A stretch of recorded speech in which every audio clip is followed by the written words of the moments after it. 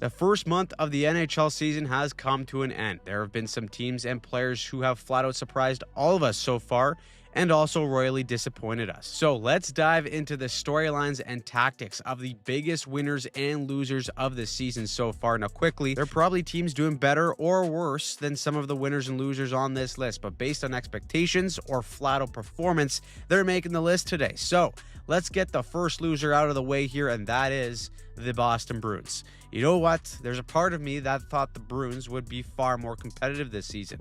Finally, a full camp with Jeremy Swayman, Charlie McAvoy, and Hampus Lindholm all healthy. I didn't think they'd be as bad as they were last year. They started the season with 3 straight wins, and it's been nothing but misery and pain ever since. They've already had a 7-game losing streak, and it looks like another year of total garbage. First-year head coach Marco Sturm is already calling out the team, saying he either buy in or not. And honestly, Marco, I think you're onto something there, pal. Aside from David Pastrnak, this team's offense is average at best. Probably because they have 11 other third and fourth liners, but the primary issue is defense and goaltending. They rank in the bottom 5 in terms of goals allowed, but it's the big mistakes that are killing them right now.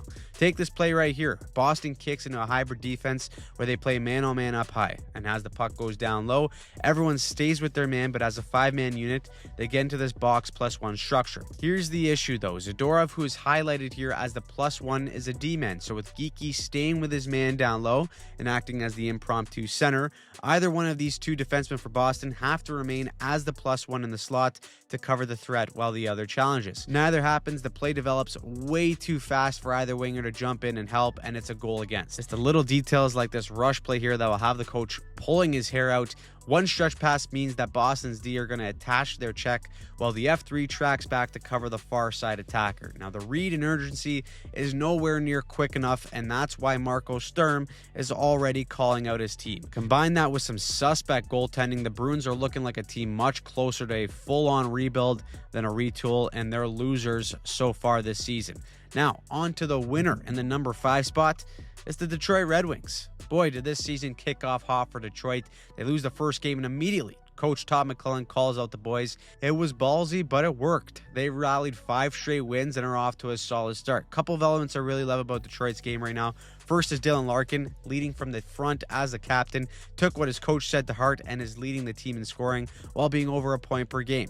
There's also the emergence of Emmett Finney. Now, the name Emmett Finney sounds like a 1940s baseball player, but he's a damn good hockey player too. 7th round pick from Detroit. Go figure, they probably found themselves the Canadian Zetterberg. For a rookie, he does a lot of little things really well away from the puck. There's not a ton of flash to his game, but his IQ and positioning are very impressive for a player his age. He forechecks like a monster with the way he can angle guys into dead space with his speed and stick positioning, and what I love most is that he hits. He's among the team leaders in hits, and he finishes every check.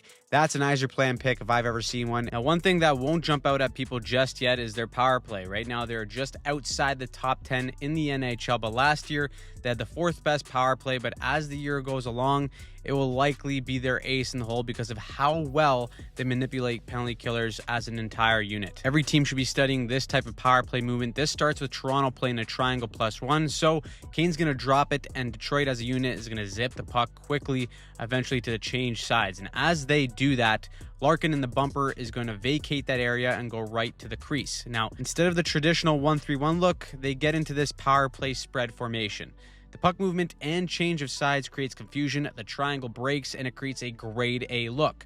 The Red Wings aren't satisfied there, though. Watch Raymond again. Motion through the slot and run a stick pick on Matthews. 1 lateral pass turns to 2 lateral passes, and it's Raymond who ultimately buries after the movement.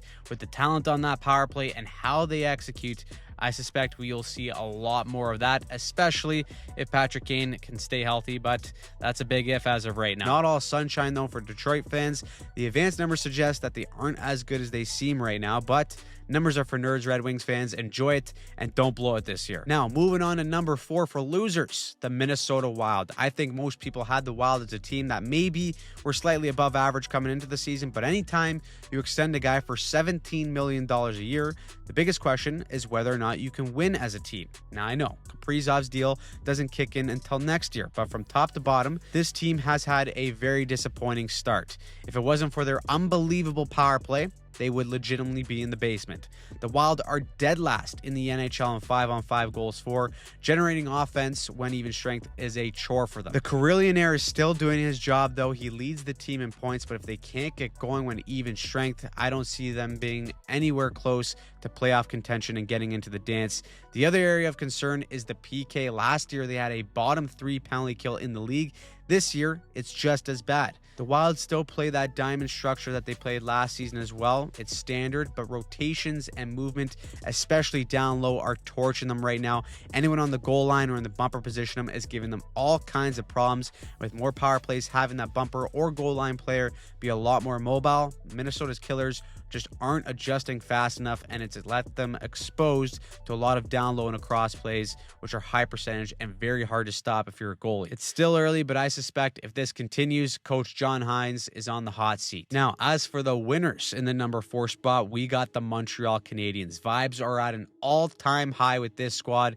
The youngest team in the NHL has a lot of bright young pieces, but they could very well have another Calder winner in back-to-back years in Ivan Demidov. The demigod looks like he could be the real deal. Now, these clips are from the virtual hockey scout who did a brilliant breakdown on him, but Demidov is all about timing over pure tempo. His elusiveness down low is already elite. Whatever he may lack in straightaway speed, he compensates with his hands and hips, which make him a dog when it comes to protecting the puck. His feel for defenders' leverage allows him to identify escape routes, and when there aren't any to work with, he's manipulating opponents into creating one for him. On top of the deception, he loves to use this anchor collapse and shave mechanic to quickly cut on a dime while maintaining a strong base, which makes it really hard to corner him off and angle off space. Then you sprinkle in his playmaking and vision, especially off the wall. There's definitely elements of Kucherov in his game there. Not saying he's going to be like that, but it does look very promising and exciting if you're a Habs fan. We haven't even mentioned Jakub Dobeš yet, who is undefeated on the season. He has been lights out for the Habs in between the pipes. Everywhere you look, in all positions, the future is bright in Montreal, and they're winners early on this season. I can't say the same for the Rangers, who are our number 3 spot for the losers. I thought with new head coach Mike Sullivan and JT Miller saying there will be no bullshit this year, that the Rangers would actually bounce back. Not to mention they have Igor Shesterkin.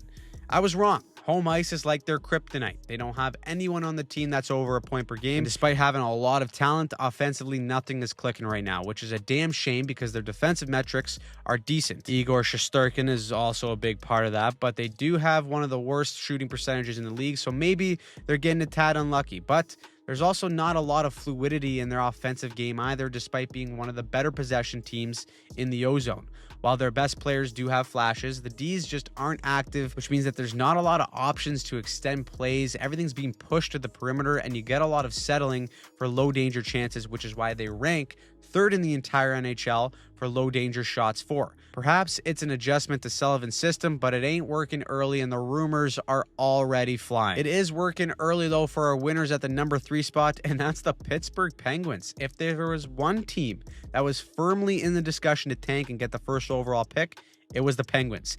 3 straight years of missing the playoffs sparked a ton of rumors surrounding the future of their captain, Sidney Crosby. A rookie coach, an aging core, and a roster that on paper looks built to tank. No one had the Penguins higher than a lottery team. Too bad Malkin and Crosby at the age of 39 and 38 are giving everyone the double bird. Malkin is currently top 5 in NHL scoring, and Crosby looks like he's still a top 10 player in the world.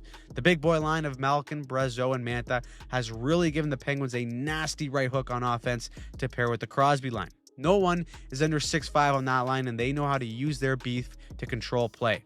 You'd think with all that size, they'd want to get it in deep, hunker down, and use their forecheck to crush souls. They can do that, but a lot of their offense has actually come from possession and east-west play.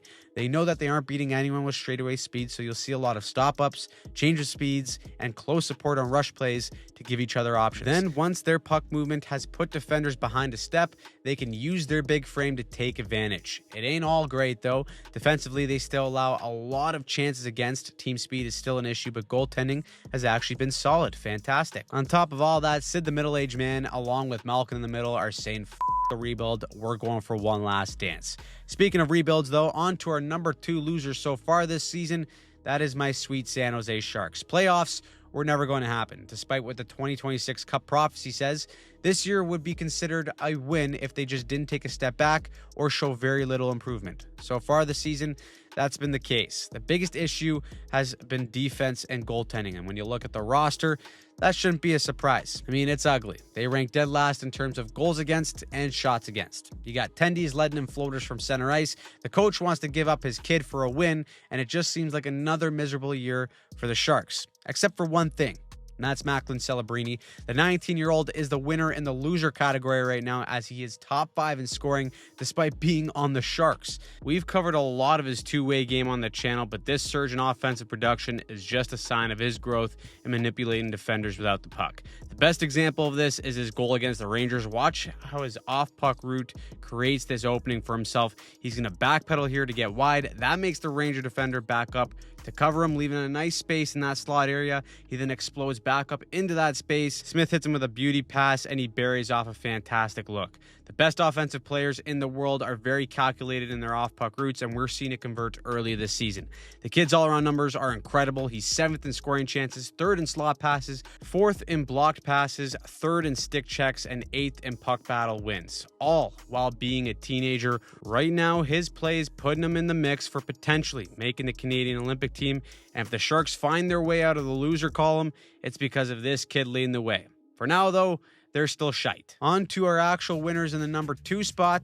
It's the Utah Mammoth. They finally get a real name and a real mascot, and all of a sudden, they can't lose. Utah was one of the best rush teams in the NHL last year because of their dynamic offensive talent, but the issue was consistency and defending. This season, Utah looks far more committed as a 5-man unit without the puck in all 3 zones to create turnovers and hurt teams with their insane speed and skill off the rush, ensuring they have a responsible F3 in place to kill rush plays against. Once they force a turnover in the neutral zone, it's off to the races for them. The skill takes over, and it's usually a highlight reel. In terms of total team speed, they are one of the fastest teams in the league according to NHL Edge Stats, and that speed is really evident on the forecheck. They come at teams fast, but it's followed up by the F2 applying instant pressure to force mistakes. And because they're so fast, they almost run this 1.5 forecheck, where the F1 is attacking directly, and the F2 in the middle has to read the play to decide whether to peel off and stay above the play or dive in and double team the puck battle. It has worked incredibly well for them early this season, and the great thing about speed is it helps you recover from mistakes if you track back hard enough. So even if the Mammoth get 3 stuck in deep, opposing teams gotta be quick going north, or else the speed on the back pressure will pick them apart. This has translated nicely for them defensively too. Watch here how they got 5 guys collapsing down low for support. Everyone's where they need to be when the puck pops out.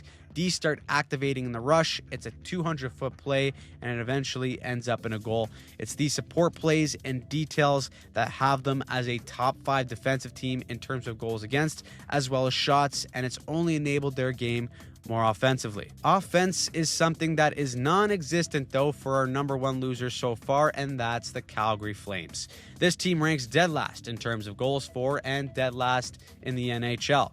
The 10D Dustin Wolf is like, guys, I can't score goals also. You got to help me out here, and he's right. This team last year was actually one of the best teams in NHL history to not make the playoffs in terms of points accumulated, and instead of going for the rebuild, they have opted for the retool, and early, it's not working. Similar to the Rangers, all you need to do is look at their zone map for shots on goal.